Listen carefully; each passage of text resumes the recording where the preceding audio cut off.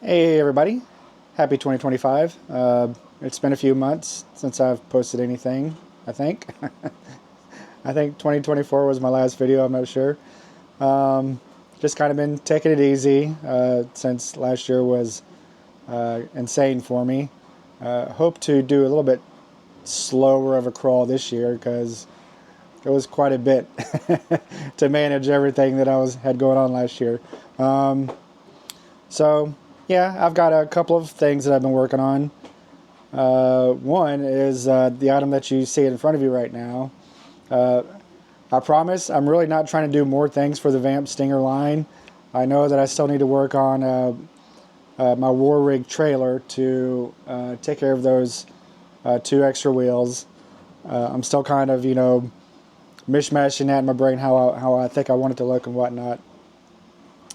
But somebody reached out to me on the Book of Faces, or at least tagged me, and apparently in one of the issues of the Energon universe, Transformers, G.I. Joe, kind of a Transformers G.I. Joe mashup thing going. Somebody had shown where the twins were in the Stinger with a Cobra front bumper, bull bar. So anyways, they tagged me saying, hey, this is something that, probably needs to be looked at. So I did, and here it is. So this is actually based off of my, just my regular bumper system that I have for the Vamp, that I make a Stinger version of, a Vamp version of. I just modified it to fit a bull bar. So I have 3 different colors: black, red, and gray. They all come with, you can actually order these with different colored Cobra skin meshes. Cobra skin very loosely, but it just kind of looks like Cobra skin. My own little detail that I wanted to add in this and not be a complete rip-off of the Energon Universe issue number 3. So yeah, I kind of whipped it out real quick, and this is what you got. I've already sold quite a few of these. Everything that I'm showing right now is already up in my store. They've been in my store for a couple of weeks. I just haven't really gotten around to do any sorts of videos on them. But I've already sold one of everything that you're fixing to see, minimum one of everything that you're fixing to see here today. But this just kind of throws it out there, just kind of do a workaround. Possibly an install video of one of the items, and also, well, this too, so I can go ahead and kind of do all this at one time. So there's that. So I mean, it's really easy whenever you get it. Just like all my other muppers, you got these 2 little pegs right here that go up underneath the screw holes inside the Stinger Vamp, and then you just slide on these 2 posts onto the bumper. So it's pretty easy to set up, especially when you put it on crooked like I just did. I don't know how I just did that. There you go. So obviously I had to take a few liberties for those that actually have issue 3 of the Energon Universe, and I'm going to try and do a picture up in a corner up here just to kind of show what it looks like. I'm not the best at editing software for this stuff, so I'll try and do what I can. But the way they have it showed is flat. And there's really no way to make it flat. It looks really weird. And due to the illustration logistics of how they implemented that bumper onto that Stinger, their Stinger is like really, really narrow, so it made the bumper look good. But if you try to make the bumper, the bull bar, match this fat Stinger, it just draws everything out and it makes it look really weird. So I did what I could with what I had to be able to make this look, pretty good. So this is what I came up with: 90-degree or 45-degree bends in each one, to also make it printable as well. It just makes it a little more bull bar worthy, So that's this. This is already up in my shop. I'm going to put all these links in the details section so you can kind of know where you need to look at. There'll be basically 6 options. 3 options will be the colorways for the bull bars themselves, and 3 options will be the colorways of the skin. So the color of the bumper attachment itself are all going to be black. So that is that. Now let me move on to the next thing here, and this will be disappeared in just a second. Okay, so this is a thing that probably nobody would have ever seen coming, and I get it. And this is definitely not going to be for everyone, or anyone, possibly. Actually, that's not true, because somebody's already bought a version of this. So when the pictures were released of Heavy Duty, and again, I'm going to put a picture up in the corner up here of what he looks like. My first immediate thought was something that is so out of the way of what most people think is what could possibly be in the Joe-verse. But anyways, here we go. This is Axel. Now, for those that do not know what this is and think this is a weird-ass concoction that I just pulled out of my rear, this is actually Axel based off of the Twisted Metal series of PlayStation 1.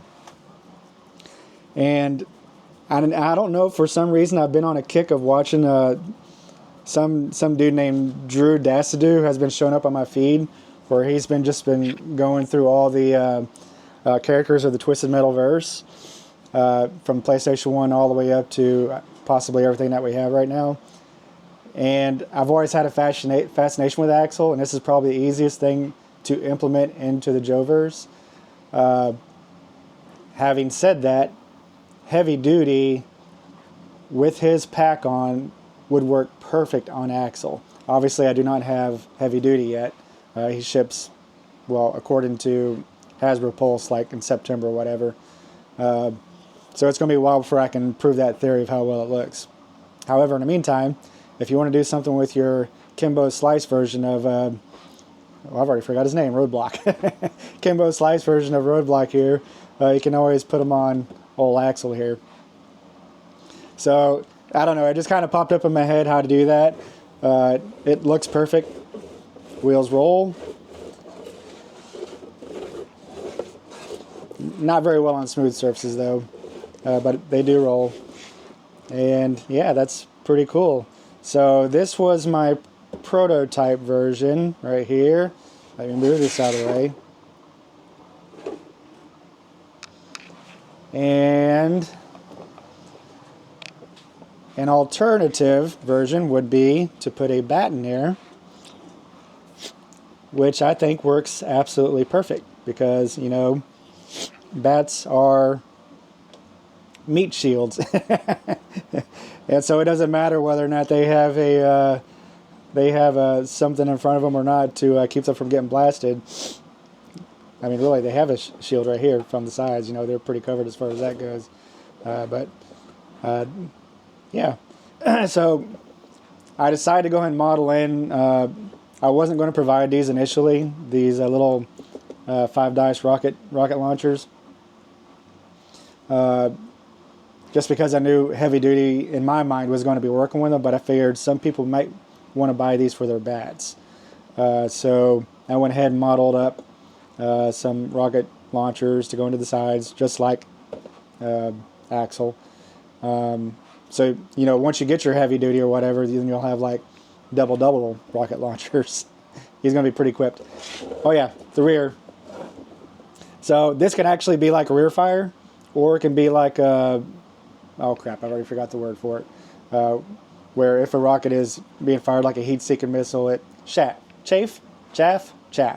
C-H-A-F-F. Yeah. So that can be either small munitions or chaff. You know, I even got the brake lights modeled in there. Let me show off some of the details of it here real quick. So I've got a diamond plate floor modeled in there.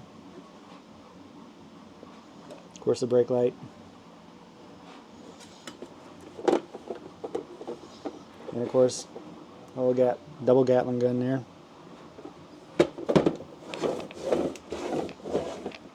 So yeah, that is just for the regular version of the bat. So what I've already gotten an order of is to do a crimson bat.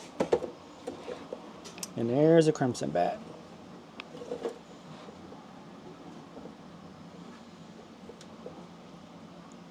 So again, these are already up in my store. You just pick which color variation you want, and Bob's your uncle.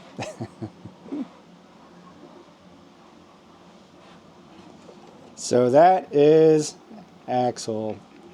Let me get these off of here and go to the next item. Okay, and my final, almost final thing. I do have 2 more items I need to go through. So, yes, the Air Eagle a la Skyhawk has been released. I knew that I needed to make a stand for it, just because air vehicles typically don't look good just sitting on your shelf. They look better in some form of flight position. Also, they take up a lot of room on your much valuable space on whatever shelf that you put these things on. So when you're talking sometimes almost 20 or 14 inches tail to nose, and then maybe another 10 inches, that's a lot of valuable shelf space. So yeah, a stand is needed, obviously, and I got one. So this is going to be a small install video to put all the pieces together. I've already sold quite a few of these stands already, but just to get the word out there for other people, in case they were wanting a stand, they know where to go to buy one at. So let me put this aside real quick. Actually, let's put it over here. So this is what you're going to be getting: the base, the stand, the elevation part, and I just put okay. So the way this is already going to be shipped is this is already going to be put, make sure you're seeing this, this is already kind of going to be put together right here. So you already have the hard work done for you, possibly. So all you'll do after that is just whenever you go to put this into the base, you want to make sure that this is facing towards the back of the base, which this is the back, and the small hole is facing forward and down. And then what you'll do is there's 2 little notches right here and 2 little notches in here. Okay. I'm so dumb. Okay, so then you'll just put this, slide this into the base just like that, and then you're going to push down with a little bit of force till you hear a little snap, just like that. And that's going to keep it pretty firmly in place for the duration of its use. Okay? Okay? So stupid. Let me adjust this real quick. So on the Air Eagle side, Skyhawk, whatever, you've got this cavity and this little knob in here, and over here you've got this pretty heavy emboss in this hole right here. Obviously you'll get a pretty good idea of where this thing goes. So you just snap that in, just like so. There's your stand. Move this out of the way here.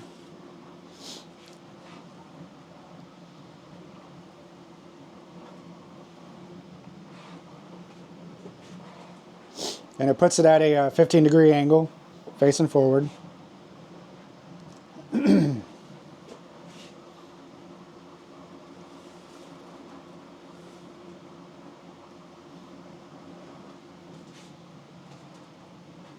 I'm about to run out of battery here. So again, this is already up in my shop, ready to be sold. We'll post a link down in the description below to direct you towards the right spot. All right. Let me move on to the final 2 things here. I'll be right back. Okay. This is the ammo dump unit. 1985 G.I. Joe. They sold a little pack where you can pull open this box, and it had all these different large ammo pieces, small ammo boxes, and a fuel can.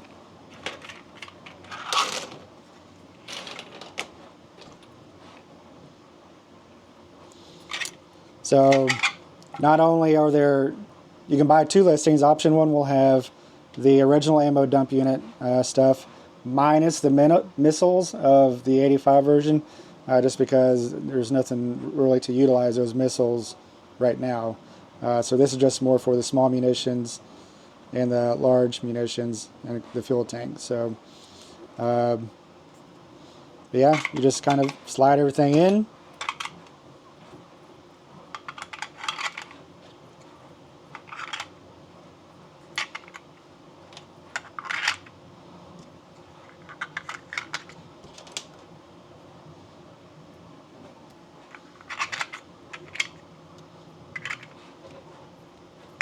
Yep.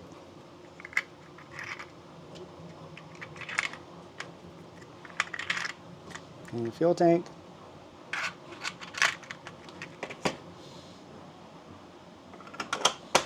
There you go. And I'll have green, gray, and black,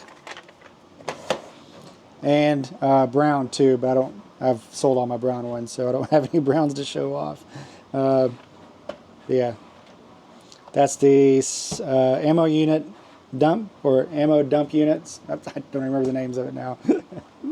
But that's those. Did I say option 1 had everything in it, and option 2 had just the crate itself? So for those that don't want all that stuff on the inside of it, you can buy just